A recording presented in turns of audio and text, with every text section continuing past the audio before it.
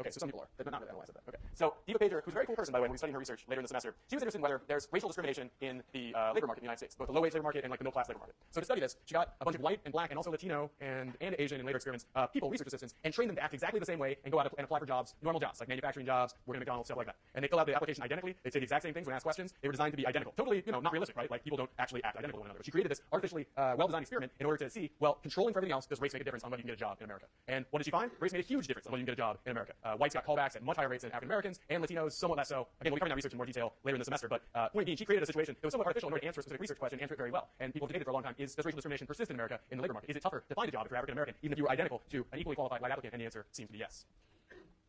Okay, so some advantages of the experimental method. Control. By carefully controlling for other factors, we can feel confident regarding causality. People debated for decades about whether or not there really was racial discrimination in America. Some people didn't want to say that there was. Some people insisted that there was and thought they had good evidence for it. And then Diva Pager came along and gave possibly the tightest, strongest evidence ever that there is systematic discrimination in American labor markets. And how did she do it? She did it by controlling for everything but race, or trying to control for everything but race.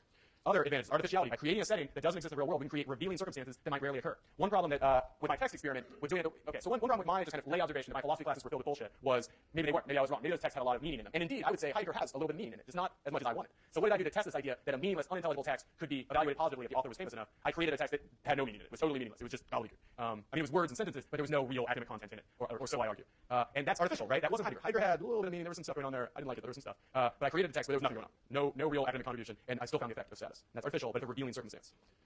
Experiments are also nice because they're easily replicated. And this is huge, right? One of the key parts of most versions of the scientific method is that your studies have to be replicated. Why? Because we need to be able to redo them and make sure that your findings were real and can be reproduced. If you just tell us you got the result in an experiment, and I say, okay, what were the conditions of the experiments? I can go redo it, and you go, I'll talk to you some other time. How can I trust that you really got your findings? And a lot of very useful research methods have difficulties being replicated. A lot of participant observation research can be replicated, but it takes somebody committing a year and going to Guam or something in order for it to happen. So they're not easily replicated. Experiments are pretty easily replicated. Question?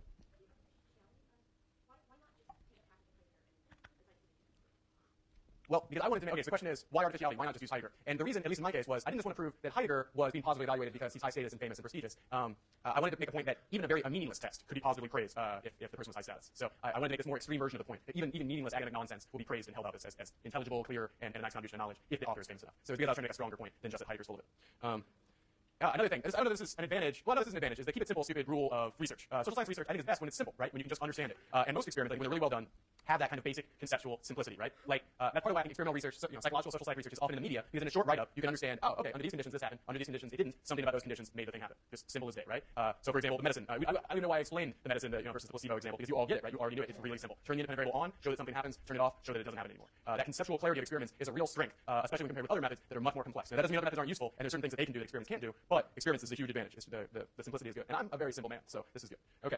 But the method does have drawbacks, and it doesn't suit all research topics. So for example, well, we're not reading this in this class, but Buzz Eldritch, yes, his name is Buzz, wrote a book, I don't know why his name is Buzz. He wrote a book, actually an article in a book called Can You Really Study an Army in a Laboratory? Where he kind of confronted this question of what are the limitations of the experimental method.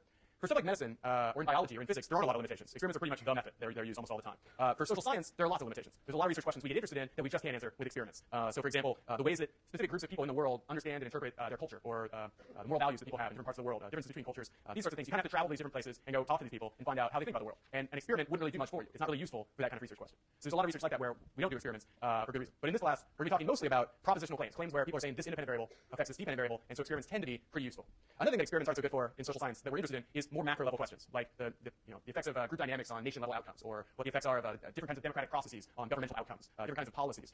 For those, we don't do experiments usually because we can't get a bunch of groups or armies or governments into a laboratory. It just doesn't make any sense. So as a result, or the independent variables are so far-reaching and so big that it would be unethical to run an experiment, right? So like what if you're interested in the effects of having a democratic form of government on the liberties that are granted to the people, and you have this idea that democratic governments grant more liberties to people. Well, it would be profoundly unethical to create a bunch of undemocratic countries to study in the control condition, right? So we would never do that experiment. But it does make answering that question difficult. Okay. Pitfalls and sources of bias in experimental research, part 1. All methods have advantages and disadvantages. I'm already kind of talking about this. So be a methodological pluralist. It's very important that you not think, oh, experiments, that's the only one that makes any sense. That's what Professor Willer told me. I didn't tell you that. I promise I didn't tell you that. Okay, so be a methodological pluralist. See the advantages and disadvantages of different methods of inquiry. Here are some more problems with experiments. Demand effects. We have significant problems in experiments where people figure out the hypothesis that the experimenter is testing and then try to satisfy that experimenter.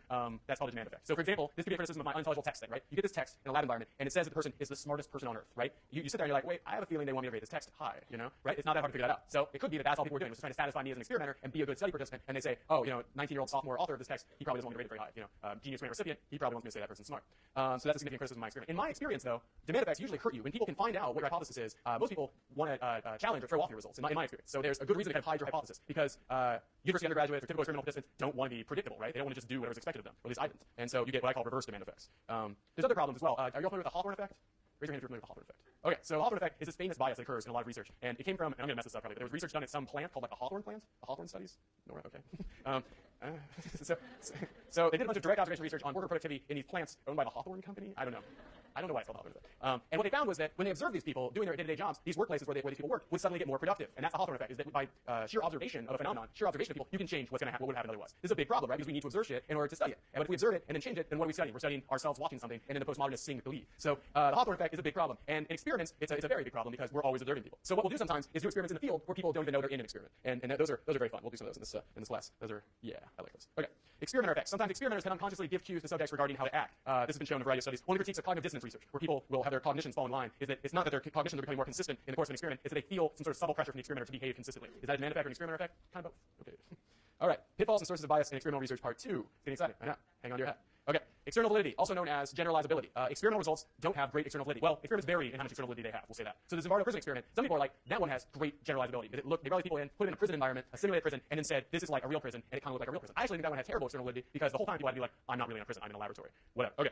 So external validity is a big deal. Often one of the concerns with external validity is the sample of the people you use. So a lot of the biggest external validity critique that I always get with my experimental research is, this was just done on college undergraduates, and college undergraduates are fundamentally different from the rest of the people in the world. I don't know if you buy that or don't buy that or find that insulting or flattering, I don't really know, but that's what I'm getting all the time, and I'm always having to answer that criticism. And it is a really good question, how well does a lab result generalize to other settings? And it's an open question. And I think it depends on how you construct the setting and also what participants you use. And one way to get around the external validity problem is to just run the study in the real world. You can by creating some manipulation of an independent variable in the real world, because then people can't say it doesn't generalize to the real world because it is in the real world.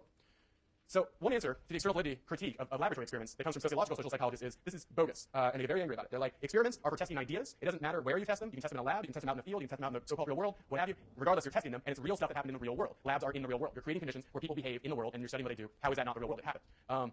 So that's what the social psychologists say. And they also say that even if you were to study it out in the real world, that doesn't necessarily mean that what you observe will generalize to some other setting. The only way to generalize is via theory. And theory are general claims about how stuff happens, and you test them in empirical settings and gain higher or lesser confidence in those theories. So that's the sociological social psychologist answer. I kind of buy that, I kind of don't. But it's important to know because we are in a sociology class. Okay, so who's right? I would say the critics are right and the supporters are right. I think the critics are right that yes, sometimes laboratory experiments don't look much like the real world, and sometimes that is a real problem. But then other times it's not a big problem, and the experiments are just as valid information as data we would get from the real world, only they're better designed. So the truth, as always, is somewhere in between.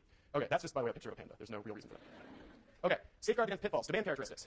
Safeguards. Have a good cover story. If people don't know what exact experiment they're in, then they can't conform to your expectations and demand effects. So a cover story is very helpful. Also, conduct post-study interviews where you find out if people were trying to satisfy some sort of demand effect. Also useful. Experimenter effects.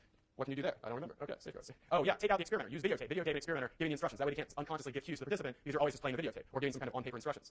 Limit the experimenter-subject interaction to be as little as possible. Also, you can keep the personnel blind to condition, or now we say unaware to condition, or be sensitive to blind folks. Keep the researchers blind to condition or unaware of condition, and that's for example when we don't tell nurses if the pill has the medicine in it or the placebo. Why? There's no reason they have to know. It could only potentially bias the findings, or they could be nicer. Maybe people got the medicine and encourage them to get over their illness faster, tainting our study. Ethics. Ethics in experimental research are very important. Pain, for example, is a bad thing. Don't cause your subjects pain. Some experiments historically have done this. There have been a lot of really weird social psychology experiments in the history of social psych. Some of them have gotten incredibly freakishly weird. I was just reading about some experiment where they would have research assistants stare at motorists who were stopped at red lights and just stare at them. Just stare from the street. And then they timed if they would speed away from the red light faster, when it turned green. And they did, obviously.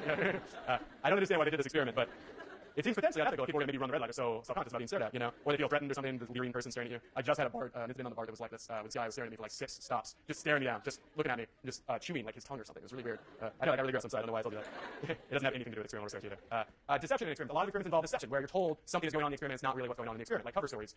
So examples of that include like the Milgram study, which all of you have already seen, and I'm going to make you watch again. Actually, you can show up for that or not. And then also the replications of the Milgram experiment, which got increasingly freaky and weird. We'll talk about that. Informed consent. This is very important to get people to give informed consent, but how do you get informed consent from research subjects when there's going to be deception in the study? That's not obvious, and people really haven't answered that question satisfactorily to my mind, because you can't. How can people be informed about the real experiment that you're not telling them about beforehand without screwing up the experiment?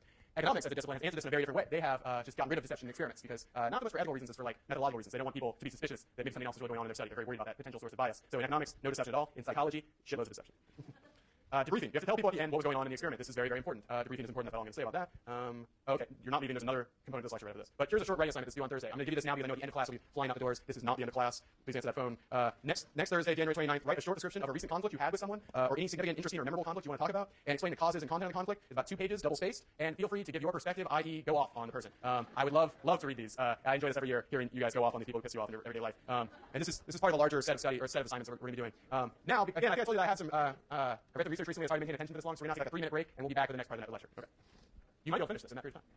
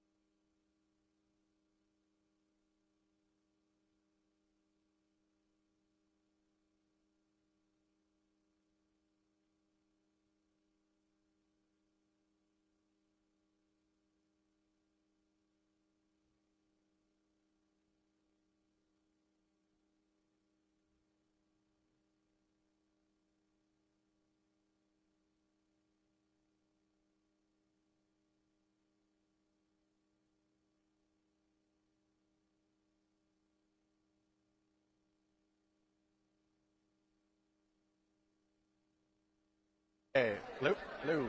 Okay. All right, if I get your attention back. If I get your attention, please. Shh. Okay. All right, we're back. We're back. We're ready. We're thirsty for knowledge. We want to learn. We're rested. We're ready. You all are great. Okay. So now this will be the first substantive lecture from the semester, or for the semester, sorry. So we kind of established what social psychology is, what the primary method of inquiry in social psychology is, and now we'll be discussing cognitive biases for the next week and a half or so, starting today and then through next week. Okay, so what are cognitive biases? Well, we'll start with a subclass of cognitive biases. Biases are basically ways in which you do not think in a rational, straightforward way, which some people actually still believe that you do. We'll talk about that on Tuesday. We'll set up the whole thing about Descartes and deduction and that view of human rationality as human psychology. Today we're going to talk about a very specific form of cognitive bias called self-serving biases. By the way, I'm like really sick, so if I pass out, just like ignore me. Just let me keep taking notes. Don't worry, just somebody come up here and press spacebar. Okay, so self-serving biases. Self-serving biases come from something called motivated reasoning. What is motivated reasoning? It is the tendency to come to conclusions that make you feel good. This is probably a familiar tendency to you. You're probably right now going, oh yeah, I see a lot of motivated reasoning. So what are some examples? Well, you see them all over the place. Like, so for example, people have different opinions about how fair societies are based on their own position in them, right? Wealthy, upper-class people tend to think that society is very fair, and allocations of resources in our society are very fair. Poor, working-class people tend to think, no, I don't think it is so fair. Also, there's a tendency for discrimination or prejudice to be invisible to those who benefit from it, right? People say, oh, no, there isn't any kind of racism. Those people tend to be white people that say that. People of minority races who experience racism are less likely to say that. Other examples of motivated reasoning include the tendency of fear of death to lead to increases in afterlife belief. I did some experiments on this when I was a graduate student, and what I did was I brought people into the lab and had them write a short essay about death. Very uplifting experiment. It was fun for them. Or in a control condition, I had them write about just an innocuous subject, like what they watched on TV last week. And what I found was that the people who wrote an essay about death, who had their thoughts about mortality triggered, tended to say that there was a greater probability that there was an afterlife. So this kind of supports this idea that when people are afraid of death, they get more credibility to the idea that death isn't the end, that you're going to live on forever. Also, people tend to be reluctant to admit even plausible flaws in their heroes, political candidates, family members, hometown. I often have discussions with people about political figures, and I'll be like, yeah, you know, he or she does this well, down about this. And you can tell when they're like really devotees, they won't admit to any flaws at all, right? Or your hometown. Unless you're in your hometown, talking to other people in your hometown, you'll defend it forever, no matter where you're from, seemingly. Or your country. You might complain about your country, or you go abroad, and then, and then you defend it.